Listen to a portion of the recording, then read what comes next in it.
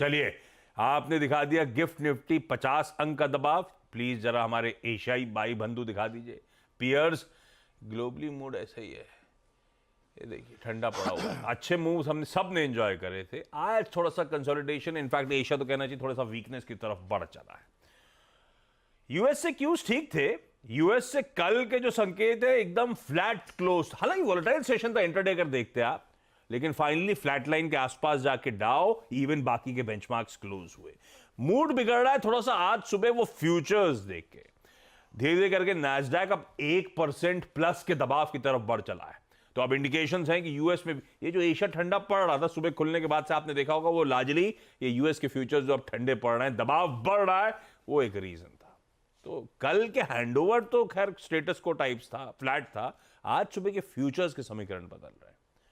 अब नीरज जी से जान लिया जाए ये क्या हो गया, कोई नतीजे वतीजे आ गए पोस्ट मार्केट, या और कुछ चल रहा है, या जनरली बहुत पिटे थे तो उठे थे, उठे थे तो फिर सो गए, हो क्या रहा है Neeraj ji? Good morning. Good morning. कल भी मार्केट में अमेरिका में नतीजों पे रिएक्शन हुआ मेनली। हालांकि इंडाइसेस लेवल पे आप देखेंगे तो फ्लैट है एकदम, डाउ थोड़ा सा नीचे, बाकी कोई बहुत बड़ा इंडेक्स पे फर्क नहीं पड़ा। लेकिन अंदर जाएंगे तो चिंता आपको होगी। अभी मैं आपकी चिंता बढ़ाता हूँ। मत जाते हैं अंदर, मत जाओ, जाना पड़ेगा। अच्छा ठीक है। अब आरबीआई घुस रहा है तो हम क्यों ना घुसे? कहाँ कहाँ घुस रहा है? तो अभी आएंगे उस पर। तो अंदर क्या है? अंदर ये है कि कल मेटा यानी फेसबुक ने अपने नतीजे पेश किए। तो उन्होंने ये कहा कि अगले क्वार्टर में रेवेन्यू कम होगा और खर्चा बढ़ेगा।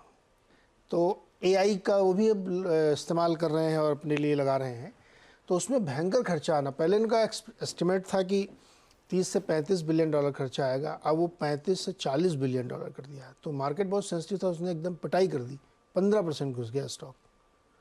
और चूंकि वो नतीजे आफ्टर आवर्स में रिएक्शन हुआ तो आज आपको फिर गिरा दिखेगा। तो सिर्फ फेसबुक नहीं गिरा है, उसके बाद सब गिरे हैं। जितने भी स्टॉक हैं आईटी के सब आफ्टर आवर्स में गिरे हैं। तो आज जो आप ओपनिंग देखेंगे वो वीक देखेंगे। आज यूएस मार्केट कमज़ोर रहेगा क्योंकि आज भी रिजल्ट हैं और कल भी रिजल्ट हैं। तो शुरू से हम कह रहे थे कि नतीजे आईटी में गाइडेंस और कमेंट्री सुनिएगा, सबकी कमेंट्री लगभग ख़राब है। नतीजे अच्छे, कमेंट्री ख़राब, नतीजे अच्छे, कमेंट्री ख़राब। तो इसलिए एक तो ये फैक्टर था जो मार्केट को आज फ्यूचर्स आप देखिए यूएस के सब गिरे दिखेंगे आपको, एक ये ड्राइव कर रहा था। दूसरा, इसी हफ्ते आपने सब जिक्र भी किया कि आज शाम को जीडीपी का नंबर आएगा फर्स्ट एस्टीमेट और कल पीसीई आएगा। ये दोनों नंबर जून की बैठक के लिए काफ़ी इंपॉर्टेंट हो जाएंगे, तो इस पे मार्केट की नज़र रहेगी। साथ ही एक चीज़ और ध्यान रखिएगा, बॉन्ड यील्ड थोड़ी सी बढ़ गया है, लेकिन उससे बहुत चिंता करने की ज़रूरत नहीं है क्योंकि 5 साल और 7 साल के बॉन्ड ऑक्शंस हुए हैं कल 44 बिलियन डॉलर के हुए और आज फिर 70 बिलियन डॉलर, 70 के हो चुके, 44 के आज होंगे 7 साल वाले। तो बॉन्ड डील का इम्पैक्ट उसी वजह से था। बॉन्ड डील का कोई अभी फिलहाल मार्केट से लेना देना नहीं था, लेना देना ये है रिजल्ट का, और रिजल्ट सीजन अच्छा नहीं जा रहा आईटी के लिए। उनकी प्रॉब्लम है, अपने रिजल्ट पे भी रिएक्ट करो और उनके पे भी सरदर्द। चौधरी साहब के घर में अगर मान लीजिए कोई बड़ा फंक्शन है तो पूरे गांव में सजावट होती है। चौधरी साहब कौन? अमेरिका चौधरी साहब। अच्छा, तो उनकी कंपनी का रिजल्ट खराब है तो आपको भी थोड़ा दुखी होना पड़ेगा। क्यों, हमारे में दुख देते हैं क्या? आज कोटक पे रिएक्ट करेंगे वो लोग? उनकी लाइफ में क्यों फर्क पड़ेगा? तो हमारे क्यों पड़ता है? हम बिना बात के दूसरों के उसमें घुसे। ऐसा नियम है कि चौधरी के यहाँ कुछ हुआ तो आप दुखी होंगे, उनके यहाँ खुश हुआ तो आपको खुश होना है। लेना देना कुछ नहीं, लेकिन होना है, होना है। रो रहे बस, ही छाती पीट रहे, उन्हें पता भी नहीं कि आप भी रो रहे हैं। तो ये है पूरा मार्केट। लेकिन अगेन आई एम सेइंग, जैसे कल टेस्ला फिर ऊपर था क्योंकि उसने कहा हम सस्ती गाड़ियाँ जल्दी जल्दी बना के बेचेंगे, तो टेस्ला कल और चलता रहा। बहुत ही स्पेसिफिक एक्शन हो रहा वहाँ पे।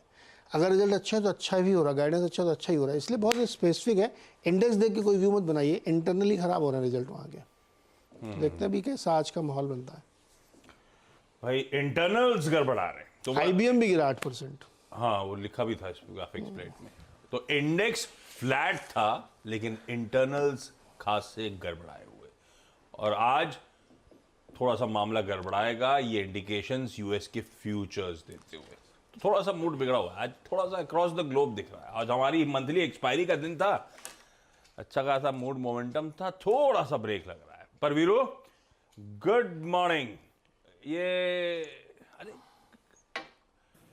अच्छा छोड़ते हैं, मैं जरा सा कल रात में कब लौट के आए? कल मैं 1:45 तब तो हम जगे हुए थे, कहाँ गए थे? 12:30 ये घूमने निकल ली थी, पार्टी शार्टी टाइप्स मिड वीक में? मिड वीक, वो भी दिल्ली के आउटस्कर्ट्स में। गजब है।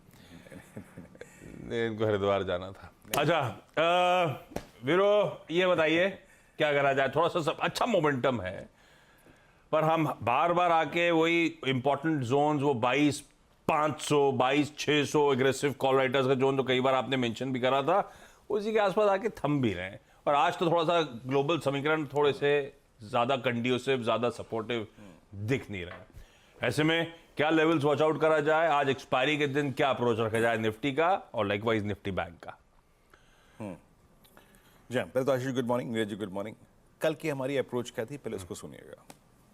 कल हमें थ्रेश होल्ड पॉइंट को ट्रेड करना है। The moment you will cross 22421, 22,421 कटेगा तो आपको मिलेगा 22,477 और 510। कल का इंट्राडे हाई था after crossing 421 476.45 dot pivot points अगर आप देखें किसका। लेकिन 2 दिन से टेंडेंसी क्या है कि निफ्टी आके सेकेंड हाफ में बेस्ट लेवल्स को छूने के बाद थोड़ा सा कोलैप्स होकर डीलों के आसपास क्लोज हो रहा है। ये 2 दिन की टेंडेंसी है।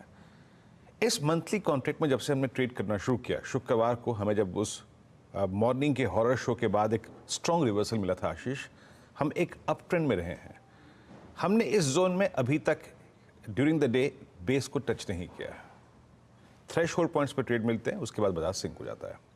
मेरी अप्रोच आज की क्या रही है? देखिए, आज 1-2 नेगेटिव न्यूज़ फ्लो भी हैं, specially US futures, US market, और उसके बाद एक हो गया कोटक महिंद्रा बैंक।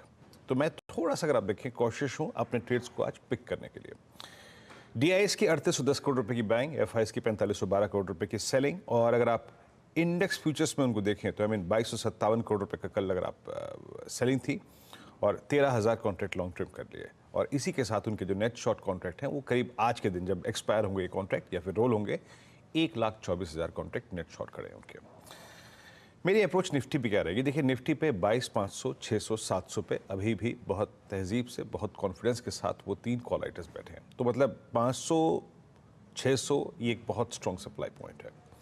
इवन बड़ा आउटस्टैंडिंग वाइज 400 पे भी खड़ा हुआ है। नीचे पुट राइटर आशीष कहीं पर अगर आप स्ट्रांगली विजिबल है, दैट्स आई थिंक 22,300 और करीब करीब 22,200 का जोन है। मैं कैसे ट्रेड को पिक करूँगा? देखिए, बहुत दिनों से अभी हमने अपने कल और परसों में बेस को टेस्ट नहीं किया है, तो बेस का टेस्ट होना बहुत ज़रूरी था और ये एक्सपायरी डे के दिन होगा, ये लाजमी है, जिस प्रकार का हमारा आज का माहौल है। पहला बेस है 361,318, याद रखिएगा ये पुट राइटर्स का जोन है, लेकिन उसके नीचे जो बड़ा बेस है वो है 279,229। आज बाजार खुलेगा, थोड़ा सिंक होगा, डेफिनेटली होगा, और इन लेवल्स पे नजर रखिए। ये जरूरी नहीं कि बाजार पहले बेस को होल्ड।